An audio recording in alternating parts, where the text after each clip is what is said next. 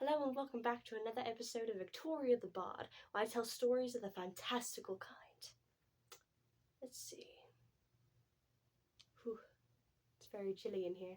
Glad I have my candle. You know, this place I'm at, this castle, this dungeon, whatever it is, it reminds me of a very special season. And that season is Halloween, or autumn, or fall, whatever you want to group into one category here. But no season can hold as much mystery and intrigue as Halloween does. Whether you like spooky stories or tales of full out terror. I don't. I'm quite the scaredy cat. You know, it reminds me of a tale I've prepared. A tale about a young woman who took on the job of this man who wanted justice, but couldn't get himself. Let us dive in.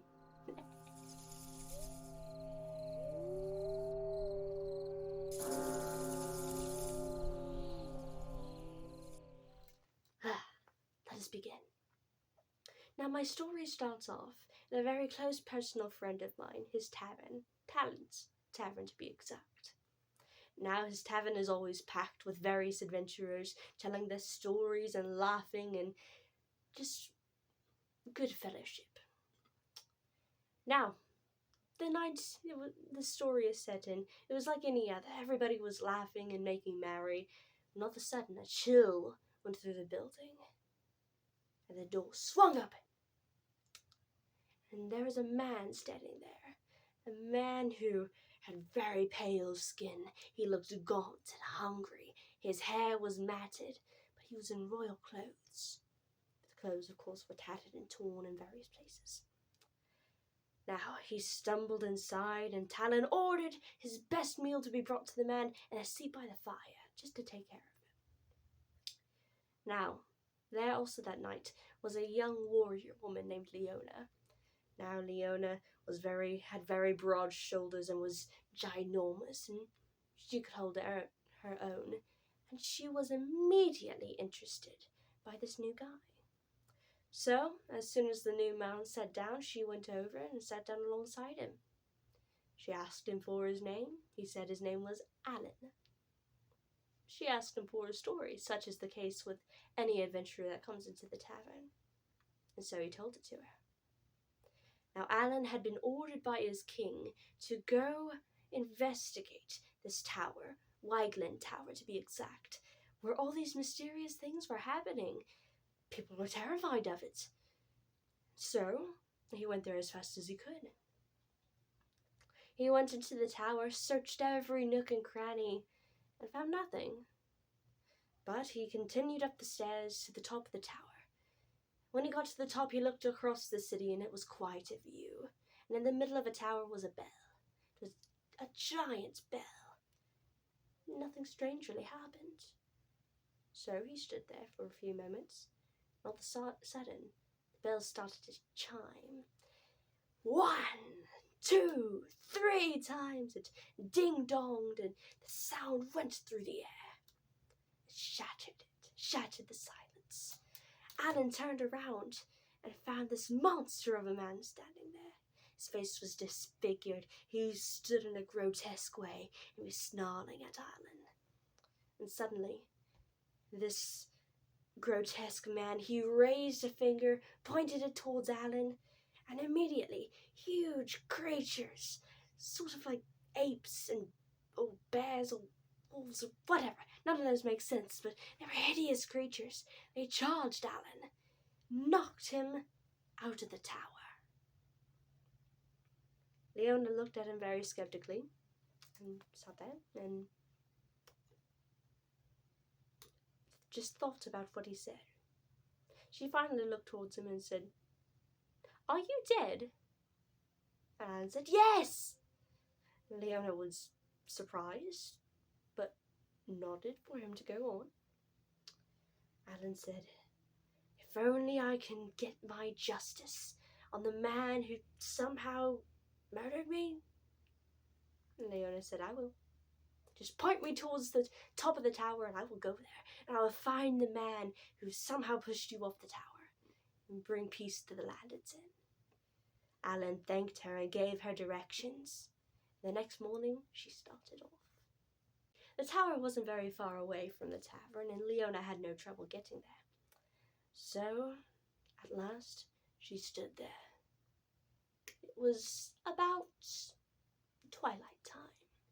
It was the next day, and she stood looking at the tower and decided that she was going to go in, no matter what happened. So, she stepped into the tower. She looked around, and nothing really unusual was happening, so she started off again. Just out of curiosity, she started looking in the doors. There were various wooden doors lining this long corridor of the tower, and she looked in every single one. There was nothing there, not even furniture or paintings or rugs or anything. There were just empty rooms, pitch black, no lighting. She shrugged it off and finally resigned herself to step foot in one of the rooms. Before, she had only been peeking in. So she swung open a door, stepped her foot in, and caught herself, because the floor below her was a raging river. She didn't know how it got there, but it had to be some sort of sorcery. It was flooding and running over rocks and white rapids everywhere. She pulled herself out of the doorway and shut it as quickly as she could. She stood against the wall, panting, her heart beating as fast as it could. Finally, she caught her breath, opened it again, looked inside. There was nothing there, just like the other rooms. She was very confused by this, but continued on. She finally got to the staircase. It was a long, winding spiral of stairs, stone stairs reaching up to we have no idea how tall it was. She looked up and resigned herself to go up the stairs. So she put one foot on the bottom stair, and then another foot on the next stair up, and I kept on going like that. And it was easy. She kept looking around, and nothing strange was happening. But all of a sudden, the next one she stepped in, it crumbled beneath her foot. Again, she caught herself on the stairs, panted a little bit, and thought, this must be like the raging river. I don't know how it happened. But she kept on. Every so often, she would feel the stone crumble beneath her feet, or start to crumble, and she would pull her foot out of the way and just gingerly up to the next step. Finally, she got to the top, and when she looked down, there were patches of stairs and patches where there were none. She shrugged it off, looked again, and all the stairs were there. She dismissed this as another strange occurrence and looked around her at the very top of the tower. She looked out across the city, at all the lights, at all the houses. She looked behind her, and there was the bell, just like Alan had said, large and haunting looking. So she investigated a bit further and continued standing there, when all of a sudden the bell started ringing.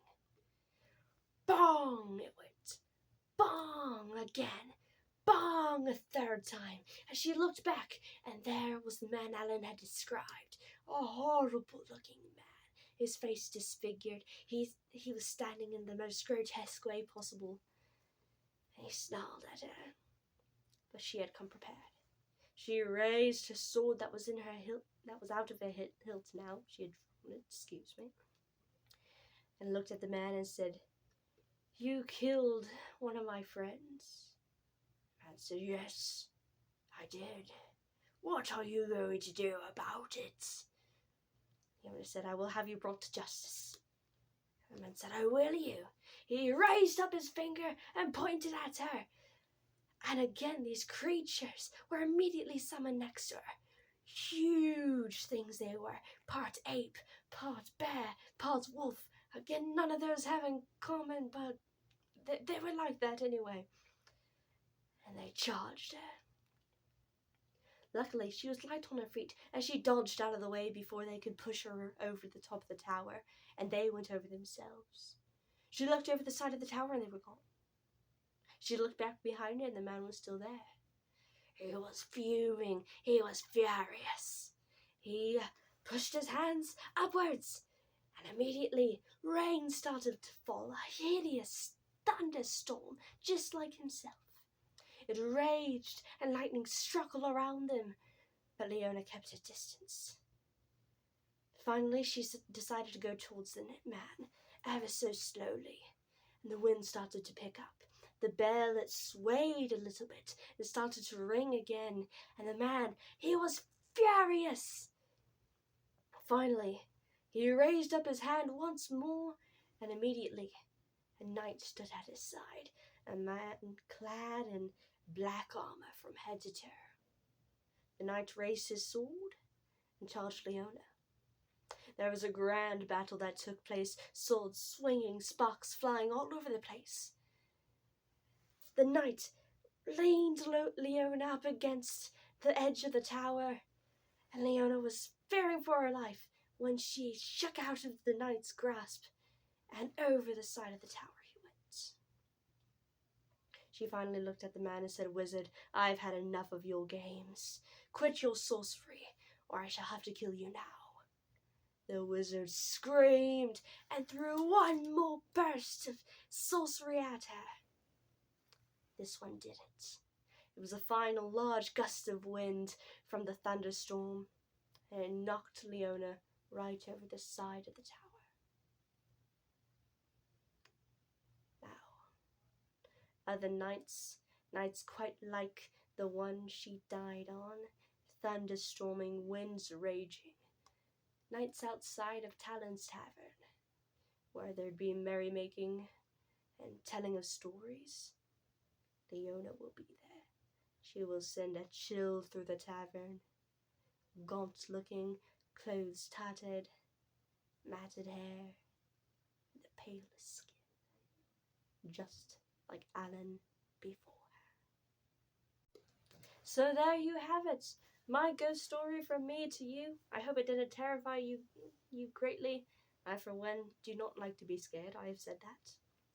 Now, whenever you enjoy your Halloween merrymaking, quite like the tavern, just remember that if you find a ghost, always say hi, but never take a job offer.